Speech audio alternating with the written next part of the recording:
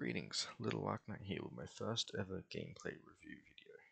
This is where we break down some gameplay footage to try and learn and grow as much as we can. So I'm on the left playing the Dash deck, and on the right we have Drew with the Briar deck.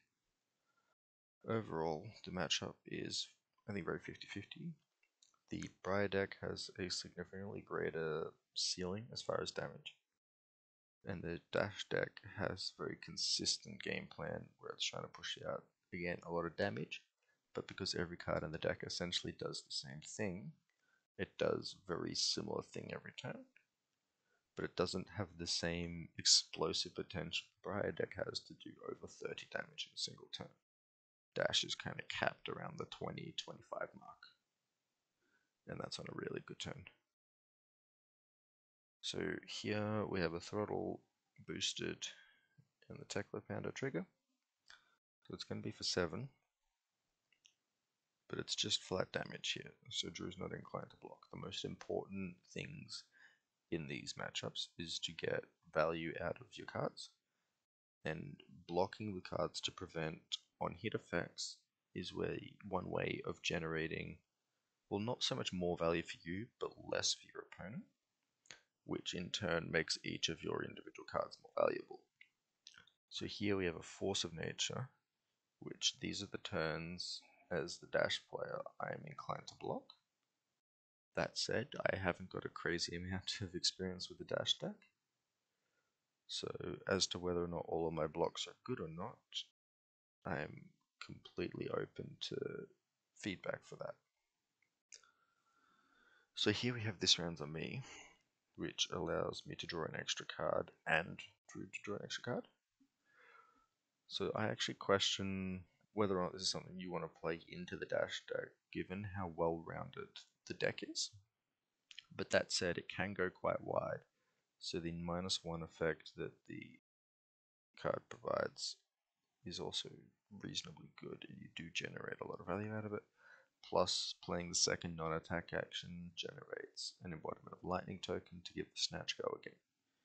It has 2 on-hit effects here, its own draw a card and the Force of Nature, and because it's exactly 5 power, I'm able to comfortably block it out with the Tekla Foundry Heart and 1 card from my hand. It is worth noting that the Briar list Drew's playing here is the Matthew Folks list that won the Pro Tour Lille just recently. We wanted to try it out because this was leading up to the Australian Nationals and see if this was a deck that we wanted to play for that event. And honestly, the deck seems pretty good. We played quite a few games with it, and it has quite a lot of potential to do quite a lot of damage. We also found it to have more consistency issues than some other Briar decks, but we're not Matthew Fox, right? We didn't design the deck. We haven't spent hours and hours and hours playing it. We just have a limited experience, and I think there's a lot more that we can learn about this particular list.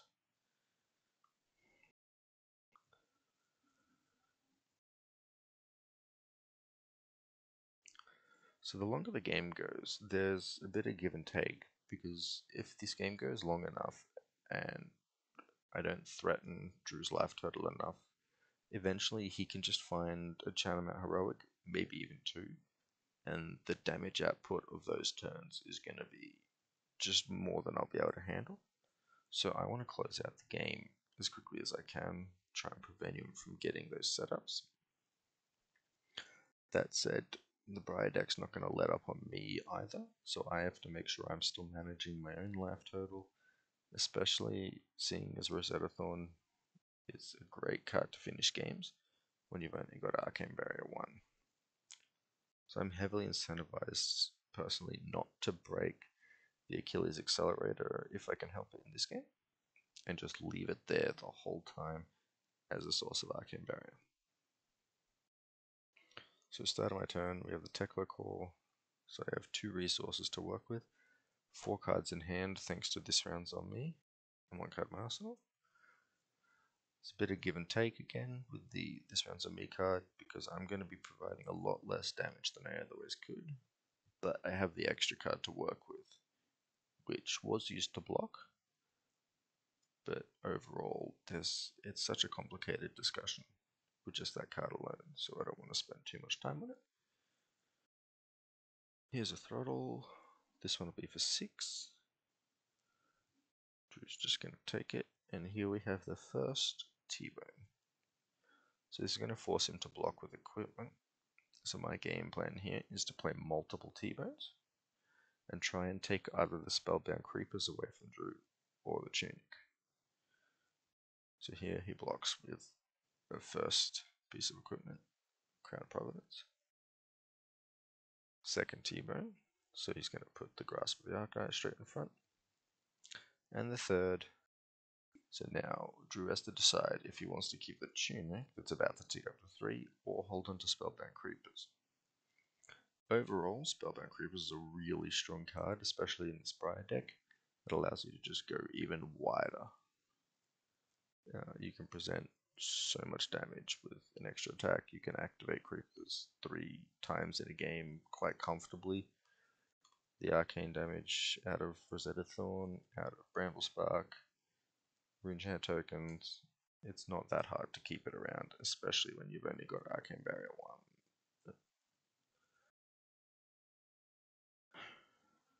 1. Alright, so my turn's now done. And notable here is Drew's pitched a red card at the start of his turn. I'm usually pretty happy to see this, as it means his turn's not going to do anything crazy. There's no Channel Heroic shenanigans. So overall, if my hand's decent, I'm inclined to take as much damage as possible here and just hit him back as hard as I can, because in theory I'll be able to do more damage than he will.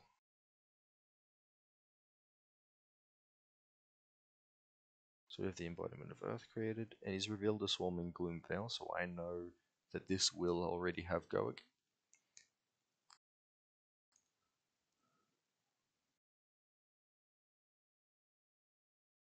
So if I remember right, Drew plays a Minnowism next.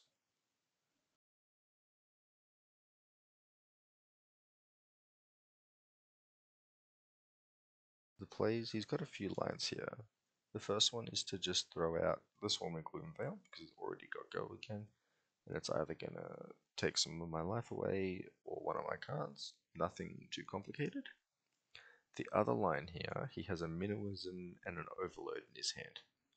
So if he closes the combat chain, plays the Minnowism, and then the Overload, it's going to be for 6, which is a little bit more which is what he's going to do here. So this has Dominate, and if it hits, go again, as you can now see on screen.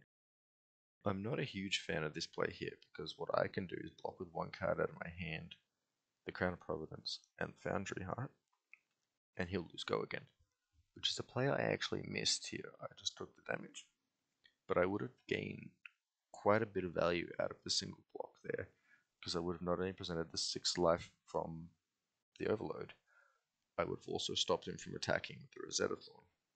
So it's actually 10 life for essentially 6 block. Instead, I take the damage here, and we're going to present back as much of a turn, as much damage as I can. So let's see if that's actually worth it. I don't remember what was in this hand.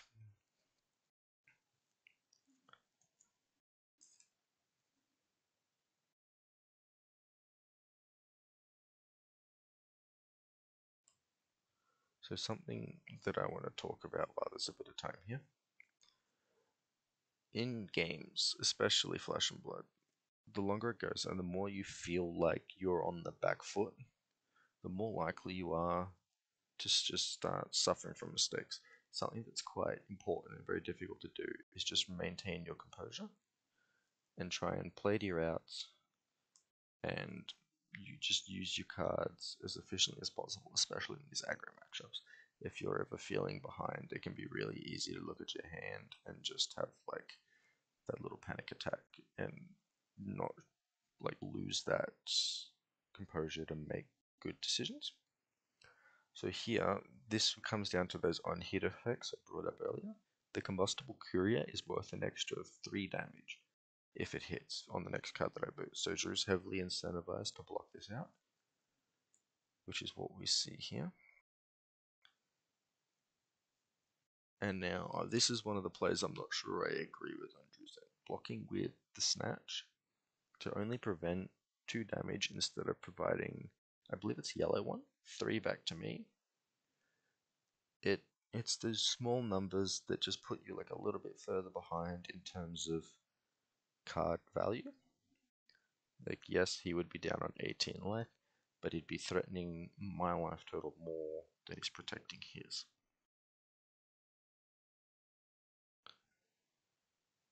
So now I have a solid grip on tempo, and I believe that's 2 Channel Mount Heroics in Drew's hand.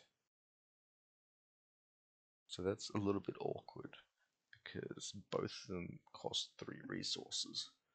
So unless you've got 2 blue cards, you can't play them both, and those cards have to both be earthed to keep Channel Mount Heroics around. But your life total's starting to get to a point that you don't really have the luxury to just hold on to these cards and spend the time setting them up.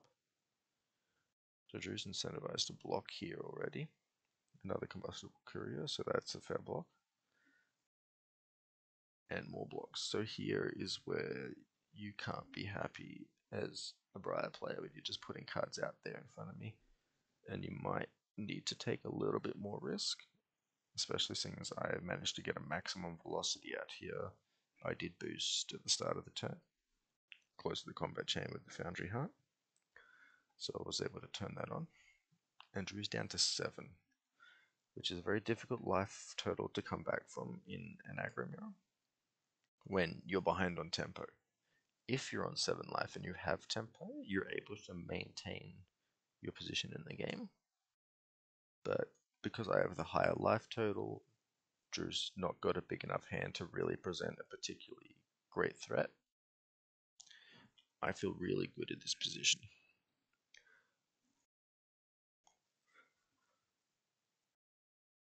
And part of this does come down a bit to variance, in that if you win the die roll, you can control tempo as much as possible early on. If you draw, better on hits are really valuable for controlling the tempo of the game.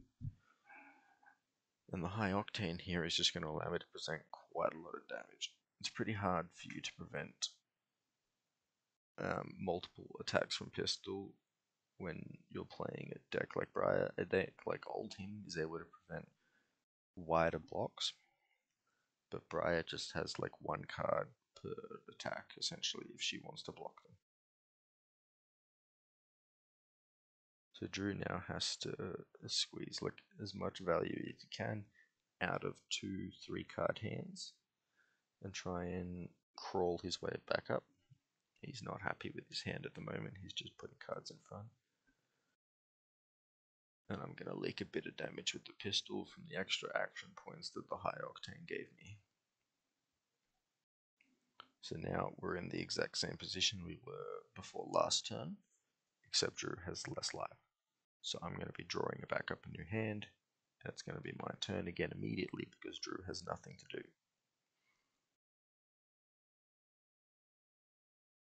So there's another high octane in my hand, but as last turn demonstrated, I was only able to get 1 attack through. So if I can set up a 5-card hand, I can potentially get much more value out of this high octane, potentially even close out the game. So I am inclined to do a smaller turn here. Drew takes the first hit, because I will be able to take some cards out of Drew's hand, which hopefully means he can't present 13 damage to me. And I can take that little bit of time, take a little bit of damage, and close out the game next turn. Which now that Drew's on 1 life, and I have a high octane, is very, very reasonable to do. So as long as Drew doesn't present lethal damage to me here, I'm thinking I don't want to block at all. It is worth noting, I've still got my armor though, which I think is something I must have forgotten about when I was playing, which this comes down to what I was talking about before about maintaining composure. Even when you're ahead in the game, you can still make some of the same mistakes that you would make when you're behind, right? Like there was no reason for me to take the damage there. I'm trying to close out the game. So buffering my life total, especially from any potential on hits, like Swarming Gloomveil, Briar creates a token against Go again. I could have prevented quite a lot of damage again with that armor, so that's 2 turns I've missed value out of my armor, and that's something I need to focus on as a player, is to make sure I'm using my armor efficiently. So 2 zipper hits, we're up to 3 action points with this high octane. I like my chances here to close out the game, so those mistakes I made with the armor doesn't matter, but that's something that could have cost me a game if Drew opened better, if Drew made some other decisions. It can completely change everything, and not blocking with armor like that can just cost me. So here the pistol closes out the game. So, thanks for watching. Let me know if you have any feedback, anything you want to see, things about this game in particular, and I will see you next time. Thanks.